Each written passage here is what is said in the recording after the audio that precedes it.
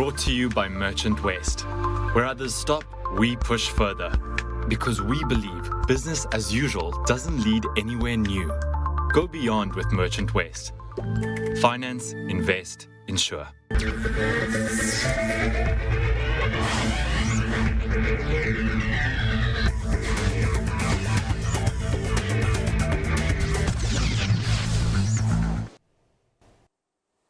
Welcome to Stock Watch with me, Zinati Guma, and join me to unpack your stock-related questions tonight are Ricus Reeders from PSG Hole in One Ruimsig and Grant Nader from Benguela Global Fund Managers. Be sure to send your questions through via email to stockwatch@bdtv.co.za, via SMS on 41392 or on X at Business Day TV using the hashtag StockWatch. Thank you so much for your time, gents. I'm wondering, what did we do for us to end up here at work the day after a public holiday? But anyway, we are here. We must work for our money.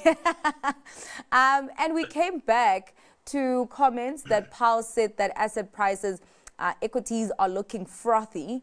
Ricus, I mean, this is a narrative that has been around for a while. So I actually just want to start off with, I mean, what do you think? Because we've seen the markets now pulling back, and I'm wondering how much longer can this go? What's the impact of this realization? Yeah, well, it can go on for a lot longer as far as the upside is concerned. So we are at high valuations historically. But if you take a look at the data that came out, for example, just today out of the US, and really we are talking about the US market if we're talking about frothy. Yeah. That data is looking great. GDP was revised upwards. We don't seem to have a real problem as far as labor is concerned. There's a bit of life in the property market. So the background to the market is looking okay. And also remember the frothiness, I think, is concentrated mostly in the tech and AI sector, where one can make the argument that valuations are high and people are comparing it to the dot-com era. But where it differs from the dot-com era is that we are sitting with probably the best companies in the world using cash to do investments in what they see are the future. So I'm not going to stand in front of that locomotive and call it top or anything like that. So be cautious, but that doesn't, just because things are high doesn't mean they can't go higher. Yeah, and it's actually quite interesting because there have been lots of articles coming out with market participants expressing concern over an AI bubble. But I actually had someone earlier on that I was interviewing this week that was like, I mean, is it a bubble, considering the fact that this AI theme is not a fad, it's a long-term trend? Grant, yeah, what do you make of that kind of frothiness that we are seeing? And if, yeah, does it seem like the bubble could significantly break? Is it a bubble? Yeah, I mean, look, that's $1 million question. It does rhyme with bubble in some parts of the market, when you see, some of the movements in the quantum stocks, some of the like CoreWeave, the data center stuff, when they make one announcement and the stock, goes up 30 or 40% at a time, it's definitely a note of caution. Just says, I don't think the long-term structural build-out is a bubble. I think this thing is real, and I think the world is going to change with it. But that doesn't mean that stocks can't get overexcited along the way and have their pullback. I don't think it's going to evaporate like it did in the tech in the internet bubble, because there, a lot of that froth, there wasn't any earnings there. Like as Ricus said, these companies that are actually driving this growth are actually the best businesses in the world, and it's funded almost entirely out of free cash flow. So there's something real there, but don't be fooled and think that it's just plain sailing and it's a straight line. I mean, this 3-day pullback, now we're all questioning, is the market pulling back or whatever? If you just zoom out, the markets have done, this is not even a pullback. This isn't even a correction is 10%. We haven't even done 3%. So I think we're still within a few percent of all-time highs, and probably across most global markets. So, first of all, I wouldn't see this as any kind of real wobble. It's way too small to even register on the radar if you zoom out for more than a day or two. But I do think pay attention to what your entry levels are, pay attention to what you're buying, and just always have your risk management sort of hat on, because this can go on a lot longer, but it can also shake you out along the way. And don't buy something now, and then the market has a 10% pullback and you want to sell. Yeah. You buy it now, then you must be willing to hold it. Otherwise, you are chasing momentum, and then you need to be careful. Yeah, and yeah, quite interesting that you highlight, I mean, this longer term structural trend, but at the same time, there will be these short term movements to the upside or to the downside. Ricus, a specific question, NASDAQ versus S&P 500, with tech having climbed this year, what is the forward outlook? Is there more room for growth? And by how much more? Well, I don't think you can tell us by how much more, but just talk to us about the potential for more juice coming into the NASDAQ and S&P 500. Yeah, as you said, I can't give you an end price, but I can almost guarantee you we are going to see a 10-15% correction somewhere within the next 12 months, because that's what markets do. And it will probably be concentrated in tech, because that's where the expensive bit is. But without having sort of specific, this is what I'm going to make percentage target, or this is what's going to go down. As Grant has said, the market driven by American tech companies, who are the best of the bunch, that there's a good underpin, both, as I've said, from the specific companies and from the US economy. And with the US economy, I mean the consumer, or at least the consumer who has money in the bank, who's got an equity portfolio, who's not looking to buy a house. In other words, your wealth consumer is looking pretty good. If you don't fall into that category, if you're looking for a house, if you're paying off student debt, if you've got credit card debt, you are in trouble. But that's not where the money is made as far as your company is concerned. You know, there's a difference between what happens on Wall Street and what happens on Main Street, as they say. Yeah. Okay. It's quite interesting also, Grant, because this week I've had at least 2 people picking Microsoft as their stock picks. And I'm wondering if, you know, certain companies stand out in terms of the structural trend that we are seeing, that, you know, even though we may see a kind of correction, that you'll still be safe in those companies in that AI tech space. Yeah, look, I think Microsoft is one of the best positioned to capitalize on this opportunity. They ran hard for a while, and then they've actually gone nowhere for a few months now. I think other stocks have run far ahead of them. So, and it's one of the safest houses in the block. So yes, I think you could buy a Microsoft. I think you could. I think Google is still, on a relative basis, is a bit cheaper than some of these others. Okay. And actually, they could emerge to be the winner, given their if you look at the composite of what they offer, and they are getting stronger. I think there was a lot of question marks about them a few months ago only, about whether ChatGPT was going to disrupt and derail them. I think they're starting to put some of those question marks to bed. They're starting to position better through Gemini, and I think they could be a surprise package. Meta's another one that I think is well positioned to deliver. Apple is incredibly well positioned, but they're doing nothing. So I don't know if Apple gets it right. There's a lot of opportunity there, but it's not clear that they'll get it right. So I don't have a strong view on that one. And then, some of the smaller stuff is getting very racy. So I like these big guys with a lot of cash flow, like an Amazon as well. They've got all the cash to spend the money, and they've got the right consumer base to deploy it into. The one other stock I would consider that I don't think gets talked about enough is Uber. I think they are incredibly well positioned to tap the AI opportunity through that rich data set, through the monetizing it, through advertising, through this large platform economy that they've built, and across a number of pillars. So those are some of the names that I like. Okay. But I think look for the very strong free cash flow, because that's where you can be defensive even if things wobble. Your company's never going to roll over. Yeah. Okay. A very interesting question came through. There's a viewer who's made a lot of money since COVID in March 2021. with a fair amount of buying and selling. Today, I'm up 64% in the US, 22% in the EU, and 5% on cryptocurrency. Should I stick to my guns or make a strategic change? Ricus.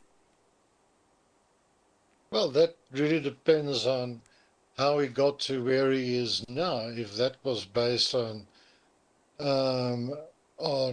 a good investment strategy, then you don't change your strategy if it's winning. If it's pure luck, then it doesn't really matter what you do because you'll just be depending on luck. So, as with any, I think, serious investors, and a serious investor can be a trader as well, but it starts off with a plan, and if the plan works, why change it?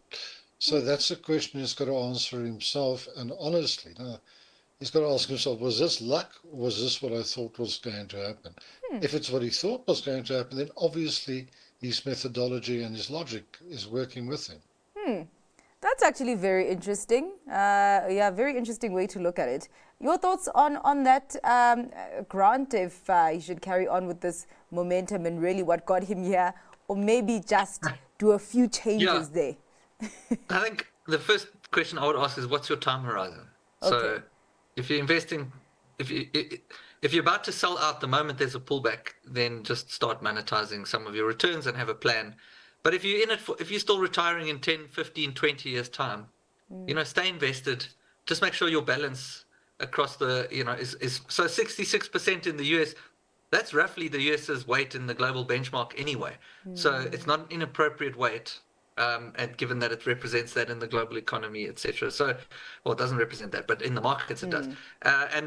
Just just make sure there's nothing overly skewed in your portfolio, that you're not massively over or underweight something that's going to make you uncomfortable. And if you have a long-term view, I would stay invested because you're invested in, the best economy in the world predominantly. And Europe, I think, is seeing something of a revival. They are getting rate cuts. They are trying to wake up, spend a bit more on defense, spend a bit more on infrastructure. They're way behind the AI curve. Things don't have to get a lot better there for there to be an improvement. So, it's not bad to have some eggs in that basket. Maybe consider something in Asia. China or Southeast Asia looks still cheap. So I think there's a lot of opportunity, but it doesn't sound like you're doing anything reckless at the moment. Yeah, and I mean, the viewer seems very, very active as he's talking about buying and selling at the same time. So he's not just putting his money in there and just letting it sit. Grant, we did have a question on a viewer who's made quite a lot of money before we went on the break. There was something you wanted to add? The global holdings, that I was just going to say to everybody, in fact, don't confuse bull market with genius, as they say. I survived the GFC, and there was a lot of genius around until that unraveled. So just make sure you just objective in your positioning and your sizing and your trading expertise is what I would add. Okay, all right. Thanks for that nugget, Grant. I want to move on to another question that's actually quite interesting. So glad there is not much noise around 24-hour trading on the JSE. But whenever there is a holiday, our market is closed, but the mighty Rand trades, leaving us to play catch-up the next day. As most of our shares, including the platinum stocks, are influenced by it, should it not be considered, Grant? I think it would be great for traders. I mean, if you think about cryptos, people trade 24/7. It's just part of the norm for the young generation. And I actually think that's where we're going as we eventually move to tokenized equities. The NASDAQ put out a paper recently that's what they're planning on rolling out next year. So if that comes, and I think it will down the line, you'll have that. But it's not yet realistic here because you've got issues, I think, around settlement, custody, liquidity, and all those sort of things. But it probably comes. So I wouldn't be surprised to see one of these crypto exchanges or the JSE ultimately go 24/7, tokenized blockchain-based trading. Yeah, your thoughts on 24-hour trading on the JSE, Ricus? Would you not have sleepless nights? As Grant has said, it is coming. There's, the There's nothing wrong with the idea. It's the technicalities that's got to be worked out. As I said, settlement, Yeah. when do things get fixed, no prices, that kind of thing. But yeah, if I were a day-night trader, then I would have sleepless nights. But not. But fortunately, my time horizon is a little bit longer than 24 hours. So I would welcome it because um, more, a 24-hour trading cycle just gives you more data to work with. In other Okay. words, there's more price discovery. So as the viewers said, it will take away the catch-up we have to do when we've got a public holiday, or that Japan has got to do. They had a public holiday on Monday. So it affects not only the JSE, but every single stock exchange worldwide where there might be a banking holiday or whatever. So yeah, Okay. more data, more to work with, and I'm all for it. Okay. Well, let's get into other questions. Your view on the following shares at current value, starting off with Aspen. We know that that is one that was beaten up quite a lot by the markets due to a contractual dispute. They came out with their results, but I don't actually think that it's moved a lot since then. Yeah, in fact, it's actually been continuing on its downward trend. It's down 5% today. Grant, Aspen? Yeah, I don't think Aspen is down today on its own unique story. I think there's a broad-based selling in SA. Okay. But what I will say about Aspen is, having been out of it for a while, I think the risk reward here looks quite interesting. So it's not without its risks, but if they do a deal, if they fill some of that capacity that they're sitting with, that 2 billion EBITDA contract that they lost, I mean, that capacity is now sitting empty. If they come through with a deal, there's decent upside, significant upside to be realized quite quickly, at least in the share price. The risk is obviously that they don't, but I think the sort of core business, what's left of the business, is reasonably well priced here. It's fairly cheap. I've seen some research suggesting it's around 8.5 times earnings, roughly half of other peers in a similar space. So, if you're a little bit speculative, I think the risk reward does look interesting here. Okay. Yeah, quite interesting. Do you think it's cheap enough for one to get into at this point, Ricus, or is the narrative that it's cheap for a reason, so maybe you should stay away? Well, as Grant said, it's not only Aspen that's getting affected today, it's health shares worldwide, because Trump has just announced basically looking at drugs and medical technology and machinery imports into the US, and whether he's going to slap tariffs on it or not. So your health sector is the worst performing sector on the S&P this evening, as it was in Europe. And then Aspen has got its own problems. I said on the program, I don't want Aspen's price to move below 100 Rand. That's just not a technical looking at a graph level. It has. So again, on that basis, downside short term to about 82 Rand 50. Not interested while the price is doing the kind of downward move and momentum that it has. It might, at some price, some prices might offer value, but I don't want to catch this falling knife. Yeah. Yeah, and talking about downward movements, we're also seeing that with Mondi. Looking at this chart, I don't know if it maybe has found a kind of support level. Grant, what do you make of Mondi at this stage? No, I'll be honest, I got this one wrong. I thought it offered value a while ago, and it does keep drifting. I think the European economy is very slow to recover on a consumption level. And even though I talked about some of the improvements there earlier, that's more, on the industrial side of things, and it's more at the margin, and it's not yet feeding through into the consumer. And so, and it's also a fiercely competitive space they're operating in. I like the management. I think the stock is attractive, but sometimes with these cyclicals, the cycles don't turn for a lot longer than you anticipate. So it's one to be patient with if you do want to own it. Alternatively, you can wait for that, the green shoots to emerge in that paper and packaging space, and then you could jump in. So yeah, I like the company. I'm just not sure about the timing. That's the bottom line. Yeah, because it seems that it just has been on the cycle, this downward cycle for a long time. Ricus? Yeah, it's the same. I mean, it's the environment it plays in is not conducive to the share price. So again, just looking at technicals, Yeah. probably downside to about 220 short term. Yeah. But it's breaking low. It's sitting on a historic price earnings of 22. That's high. It's a great company, far better quality than Aspen, I think. But unfortunately, both of those counters are in downtrends, and it's confirming lower lows.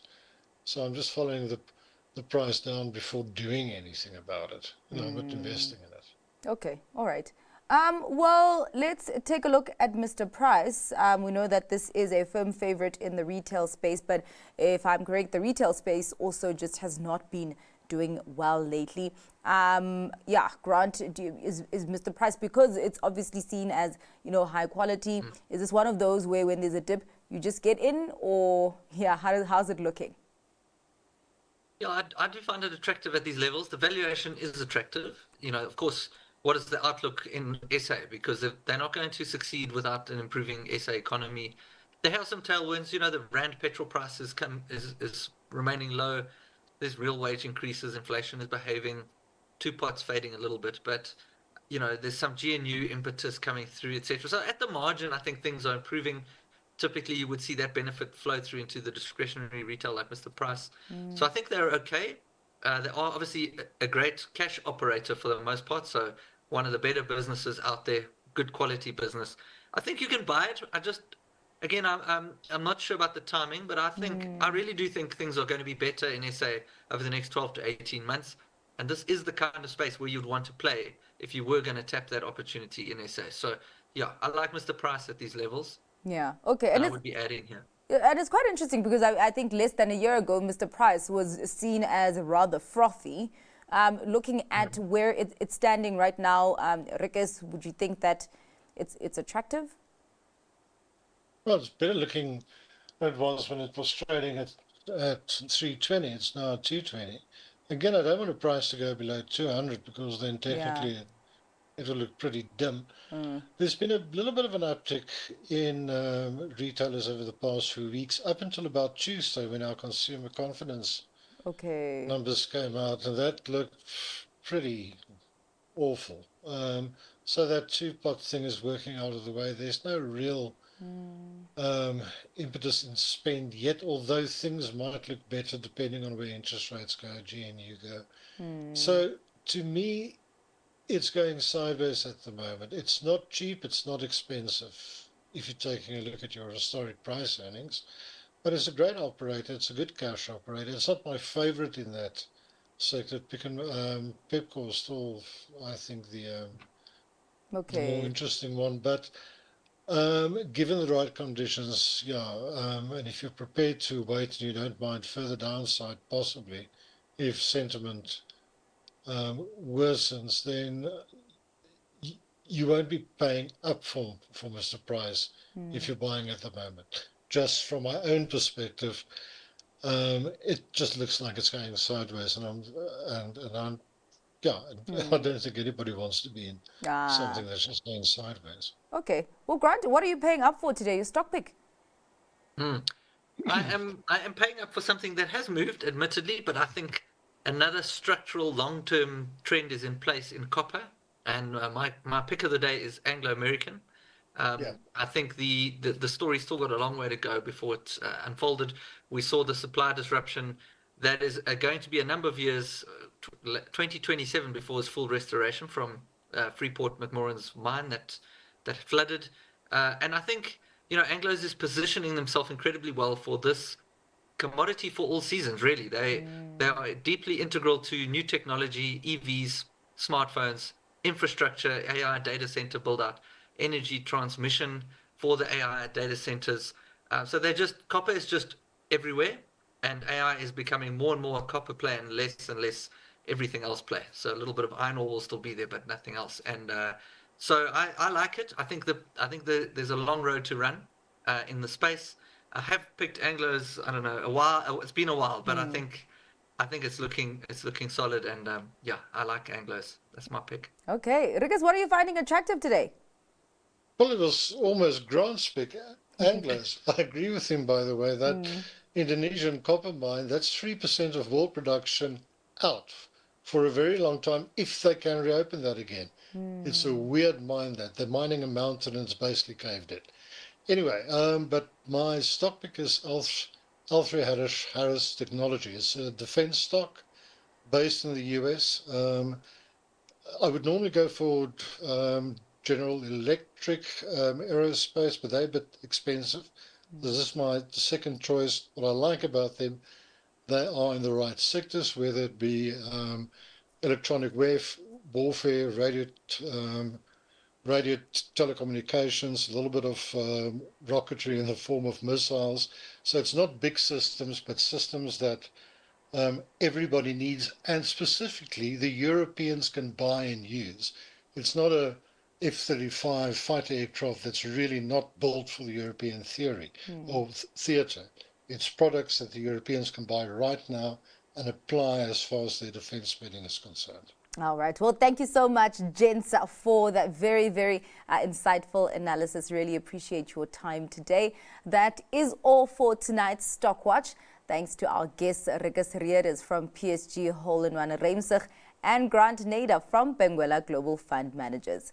Up next, the Close Day Watching.